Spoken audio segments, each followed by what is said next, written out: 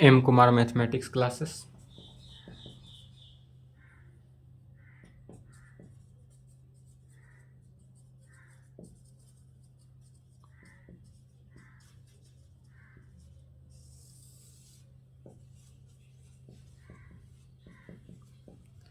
एक 4/2023।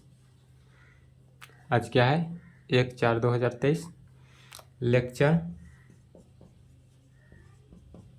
19,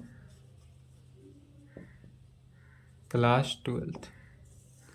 19 लेक्चर है, क्लास 12। क्या चल रहा था आपका? डिटर्मिनेंट्स सारणी। डिटर्मिनेंट सारणी, जिसमें आपका एनसीईआरटी एक्सरसाइज 4.5 तक समाप्त हो गया था। 4.6 में आपने देखा होगा कि कोई क्वेश्चन इस प्रकार से दिया होगा, a1x + a2y = a3, b1x + b2y = c3। इस प्रकार से कोई क्वेश्चन हो, माने क्या हो, क्वेश्चन लीनियर में हो। यदि लीनियर के फॉर्म में कोई क्वेश्चन हो, क्या हो, लीनियर के फॉर्म में कोई क्वेश्चन हो और उसे मैट्रिक्स के मेथड से सॉल्व करके एक्स वाई का वैल्यू निकालना हो, अर्थात आपने x + 2y = 4, 3x + 5y = 6, यह क्वेश्चन हम आपको देंगे तो एक्स वाई का वैल्यू मैट्रिक में भी पढ़े थे, मैट्रिक वाला मेथड लगा कर आप एक्स वाई का वैल्यू तो निकाल दीजिएगा। लेकिन यहाँ पर वही क्वेश्चन है, एक्स वाई का वैल्यू ही निकालना है, लेकिन क्या करना है, मैट्रिक के मेथड से नहीं, मैट्रिक्स के मेथड से निकालना है। मैट्रिक के मेथड से नहीं निकालना है, किसका मेथड से? मैट्रिक्स के मेथड से निकालना है, आव्यूह के मेथड से निकालना। तो आव्यूह के मेथड से कैसे निकालेंगे? तो इसके लिए चलिए हेडिंग दीजिए। इसका नाम पड़ जाता है, अगर इस प्रकार से अगर कोई इक्वेशन दे, यदि इस प्रकार से कोई इक्वेशन हो और उसको मैट्रिक्सेस मेथड से निकालना हो, सॉल्व करना हो, तो इसका नाम ही पड़ जाता है solution of system of linear equation using inverse of A matrix. चलिए तो हेडिंग डालते हैं।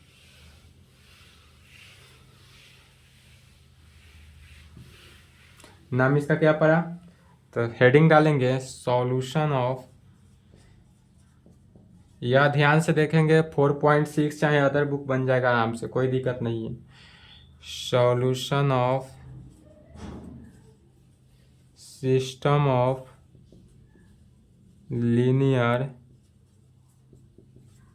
Equations using inverse of A matrix. क्या है? Solution of system of linear equations using inverse of A matrix. Matrix का उपयोग करके इसका निकालना है। इसमें इक्वेशन किस टाइप से दिया रहेगा? तो इक्वेशन का फॉर्म यह होता है a1x + b1y = c1 के टर्म में हो, या a2x + b2y = c2। इस टाइप से यदि इक्वेशन हो तो इसमें कैसे निकालेंगे? तो यह कैसा इक्वेशन हुआ? लीनियर इक्वेशन तो हुआ ही मैट्रिक क्लास के लिए। मैट्रिक में लीनियर इक्वेशन पढ़े थे, लेकिन वही इक्वेशन को यहाँ क्या करेंगे? Matrix equation. यह हो गया हमारा मैट्रिक्स इक्वेशन। कैसा इक्वेशन हुआ? मैट्रिक्स इक्वेशन, अर्थात हिंदी में होगा क्या? आव्यूह समीकरण। आव्यूह समीकरण।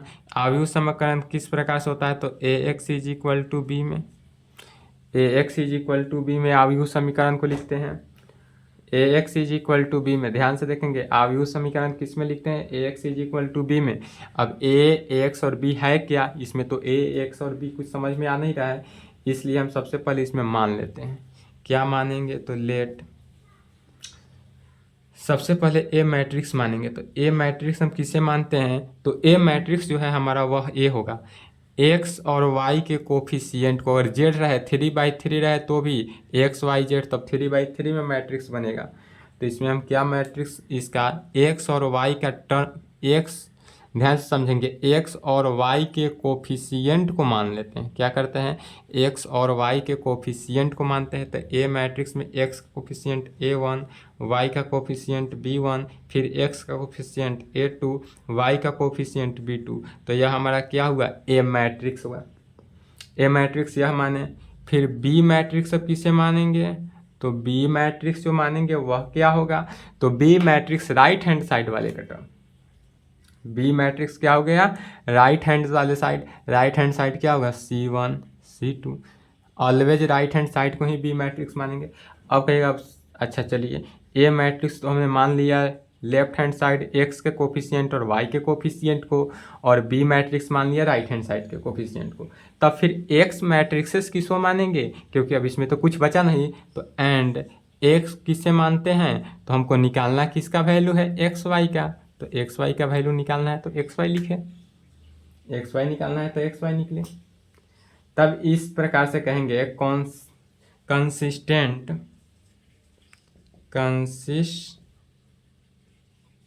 जो है is equal to solution exist होगा। अगर इस प्रकार से सॉल्यूशन है तो सबसे पहले यह सॉल्यूशन एग्जिस्ट होगा। यदि सॉल्यूशन एग्जिस्ट होगा तभी ना यह वैल्यू हमको निकलेगा। और यदि इनकंसिस्टेंट हुआ, क्या हुआ? यदि इनकंसिस्टेंट हुआ तो यहाँ पर क्या होगा? Solution does not exist. Inconsistence में क्या होगा कि सॉल्यूशन जो है वो हमारा डज नॉट एग्जिस्ट होगा। तो सॉल्यूशन हमारा एग्जिस्ट होगा, उसके लिए क्या होना चाहिए? कंसिस्टेंट होना चाहिए। और इनकंसिस्टेंट होगा तो सॉल्यूशन डज नॉट एग्जिस्ट करेगा। फिर ए मैट्रिक्स किसे माने, बी मैट्रिक्स किसे माने, एक्स मैट्रिक्स किसे माने, यह इतना समझ गए तो आपसे क्वेश्चन ऑलवेज सॉल्व होगा। ठीक है, तो इतना तक लिखें। इसके बाद यह मैट्रिक्स जो है A X is equal to B में ही होता है। फॉर्म इसका क्या है? A X is equal to B लेकर चलते हैं। तो A X is equal to B लेकर चलते हैं तो हमको फॉर्मूला क्या निकलता है तो उसको देखते हैं, प्रूफ करते हैं। चलिए, तो इतना लेकर चलिए, यहाँ तक लिख लीजिए, उसके आगे चलते हैं।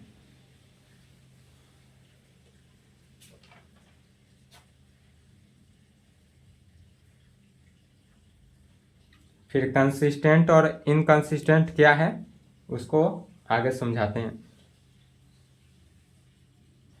कंसिस्टेंट और इनकंसिस्टेंट तो आपको समझ में नहीं आ रहा होगा। कंसिस्टेंट होगा तो सॉल्यूशन एग्जिस्ट करेगा, सही बात है। और इनकंसिस्टेंट होगा तो सॉल्यूशन डज नॉट एग्जिस्ट करेगा। फिर कंसिस्टेंट है या कैसे मानेंगे तो पहले प्रूफ करते हैं, उसके बाद समझाते हैं। यहाँ तक लिख लिए? नहीं लिखे तो वीडियो रोक ले या स्क्रीनशॉट ले ले, आगे क्लास करते हैं कंटिन्यू।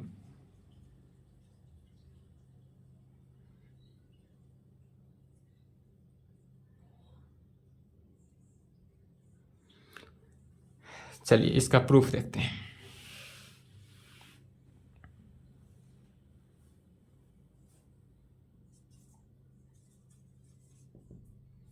प्रूफ देखते हैं। तो क्या लिए थे? A X is equal to B लिए थे। मैट्रिक्स इक्वेशन क्या लिए थे? X is equal to B. तो हमको यही प्रूफ करना है। तो मैट्रिक्स इक्वेशन हम लिए थे A X is equal to B. अब चलिए यहाँ पर क्या करेंगे? ए मैट्रिक्स कितना है?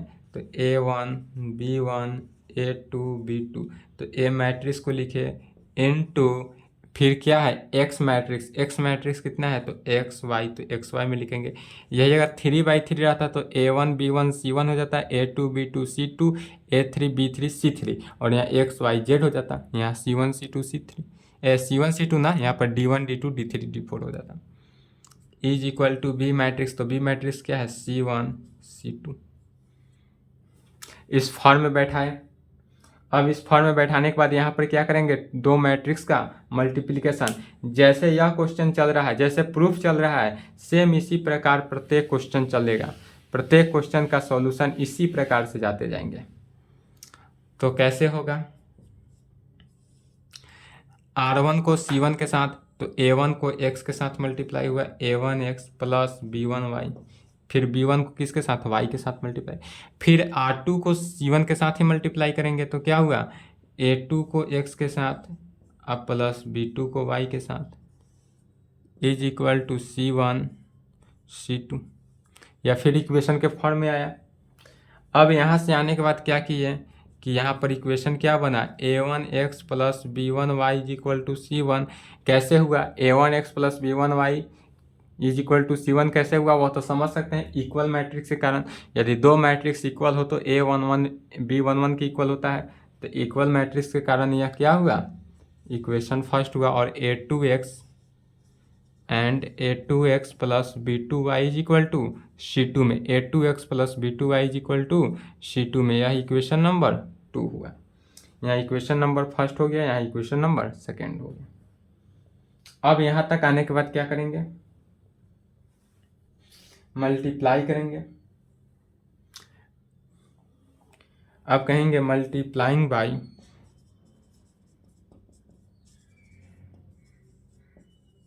A inverse in both side, multiplying by A inverse in both side. यदि हम A इनवर्स से मल्टीप्लाई कर दें किस में, तो AX is equal to B में, इस टर्म में नहीं, अब AX is equal to B में यदि हम A इनवर्स से मल्टीप्लाई कर दे दोनों में, तो क्या होगा, तो यहाँ पर होगा क्या कि AX, तो A inverse into AX matrix है is equal to A inverse B में होगा।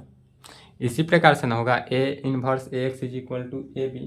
अब फिर चूंकि कहेंगे कम्यूटेटिव एसोसिएटिव लॉ के कारण क्या हो गया, A इनवर्स A को एक साथ into X is equal to A inverse B में,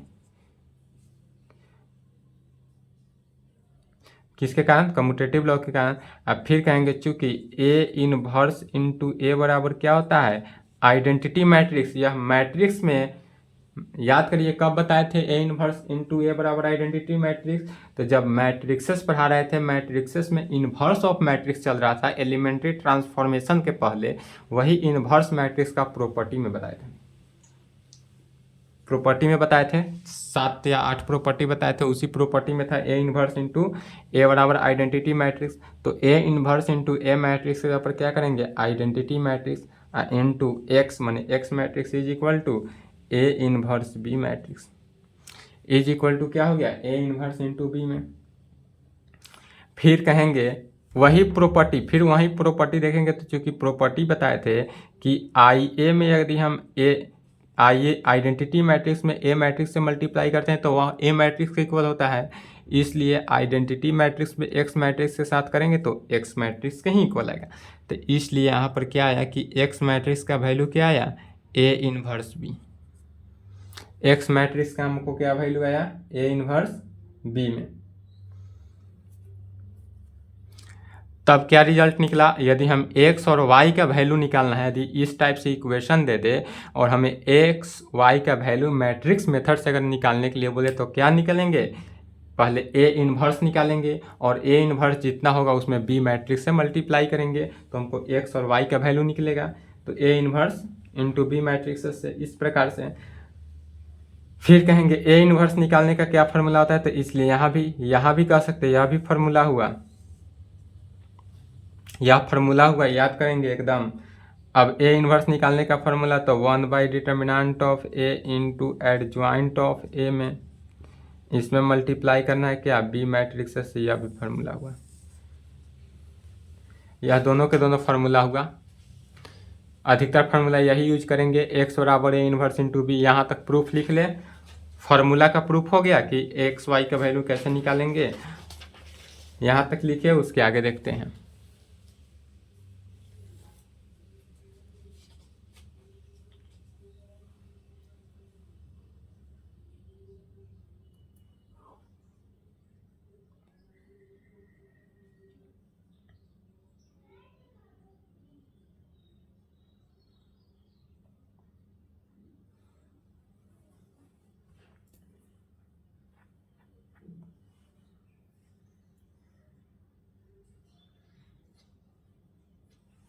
चलिए लिख लिए।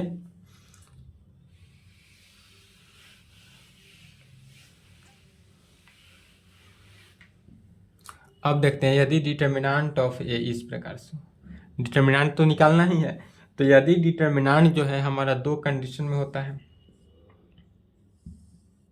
यदि डिटर्मिनेंट ऑफ ए जो है वह नॉट इक्वल टू 0 के बराबर आ जाए, या डिटर्मिनेंट ऑफ ए जो है वह 0 के बराबर है, यदि डिटर्मिनेंट का वैल्यू हमको 0 के बराबर न आए और 0 के बराबर आए तो क्या वैल्यू होगा।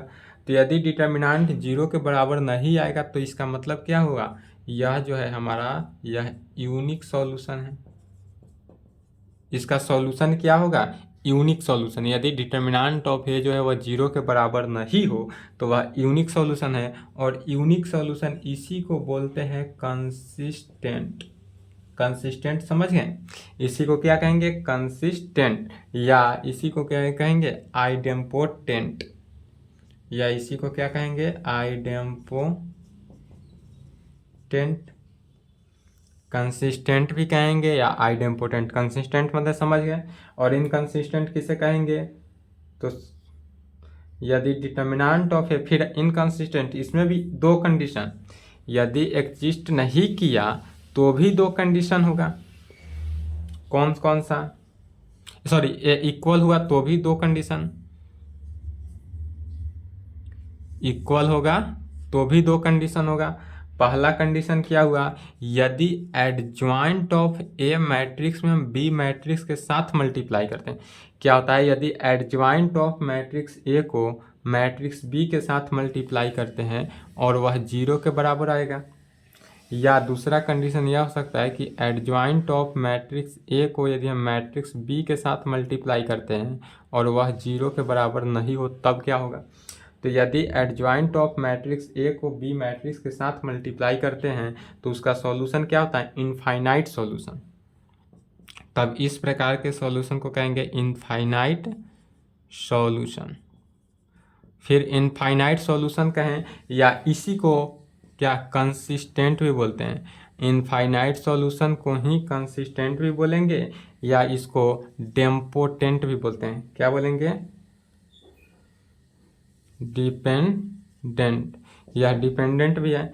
या दूसरा क्या हो सकता है इसमें कि यदि एडजॉइंट ऑफ ए मैट्रिक्स जो है उसको मैट्रिक्स बी के साथ मल्टीप्लाई करने पर वह 0 के बराबर नहीं हो तो इसका सॉल्यूशन नहीं निकलेगा, नो सॉल्यूशन।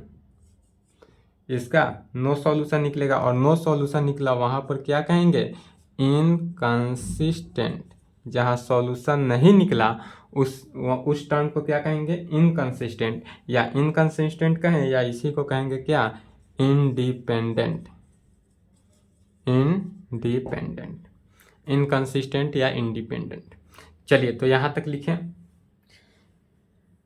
यहाँ तक लिख ले, उसके आगे देखते हैं।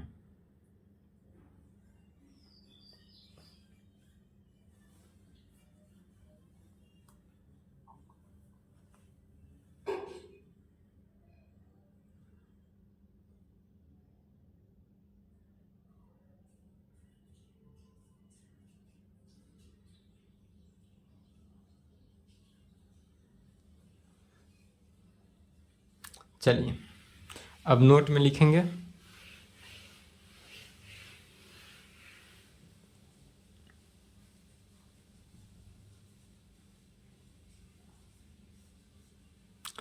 नोट पॉइंट में क्या लिखेंगे, यदि डिटर्मिनेंट ऑफ ए जो है, यदि डिटर्मिनेंट ऑफ ए जो है नॉट इक्वल टू 0, यदि डिटर्मिनेंट का वैल्यू जो है वह 0 के बराबर नहीं हो तब उस कंडीशन में यह क्या होता है, कंसिस्टेंट।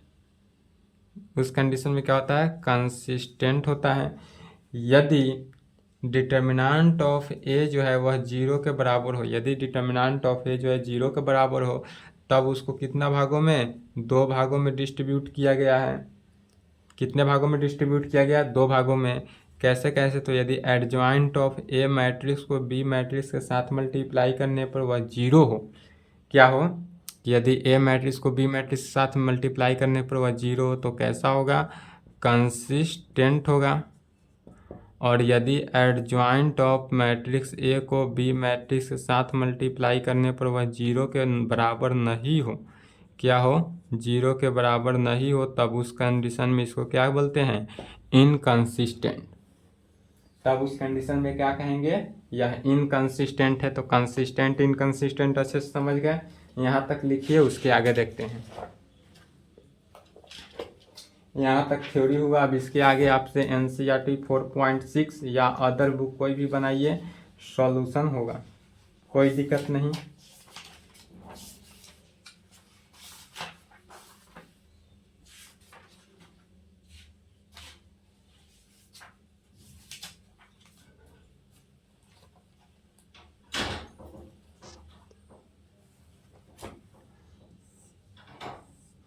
चलिए आज के लिए इतना ही, इतना कंप्लीट करके आए। नेक्स्ट क्लास टुमारो 2/4/23 को क्या चलेगा, एक्सरसाइज 4.6। नेक्स्ट क्लास में एक्सरसाइज 4.6 चलेगा। यहाँ तक कंप्लीट कर लें।